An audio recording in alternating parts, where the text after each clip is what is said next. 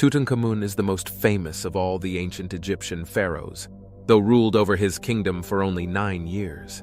He ascended to the throne age of 8 or 9 during the 18th dynasty kingdom, helped by the advisors of his father, Akhenaten.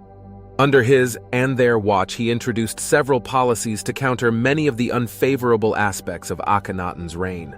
Until 1922, Tutankhamun was unknown to the outside world and only came to public knowledge when archaeologist Howard Carter and his team discovered his tomb in the Valley of the Kings. They found a tomb filled with relics, though were perplexed at its small size.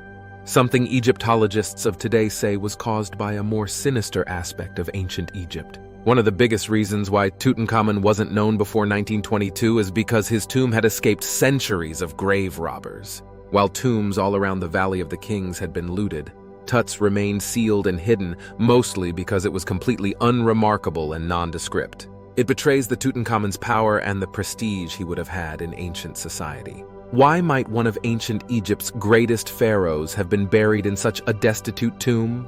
Tutankhamun's successor, I, had been an advisor to his mother, Neferneferuaten, and father Akhenaten during their reign. He wiped Tutankhamun from Egypt's history on coming to power and moved his body from his original and grand tomb to the smaller and unprepared one. Analyzing I's tomb, a large wall covered in finely painted baboons.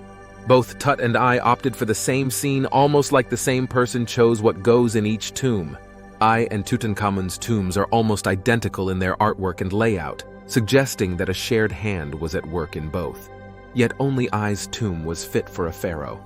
It's very similar to the tomb of Tutankhamun, the style, the artwork, the sarcophagus, but it's so much bigger. The artistic style of the two tombs suggests that I may have been responsible for decorating both. Because Tutankhamun died quite unexpectedly, researchers believe that the majestic tomb he had ordered of himself was unfinished. Usually, tombs for pharaohs would have been started during their reign to ensure they reached their proper versions, but with Tut having died at 18, little time was left for this. They say I may have seized the moment and ordered a much smaller tomb to be built, eventually burying Tutankhamun there and keeping his larger tomb for himself. I buried Tutankhamun in the smaller tomb so he could have the bigger tomb for himself. This is the tomb that was intended for Tutankhamun, the tomb of I. Tutankhamun's father was hated by Egyptian society after he enforced monotheism on a culture that had for thousands of years worshipped multiple gods. This helped A and his successors smear both Akhenaten and, more importantly, Tutankhamun's name.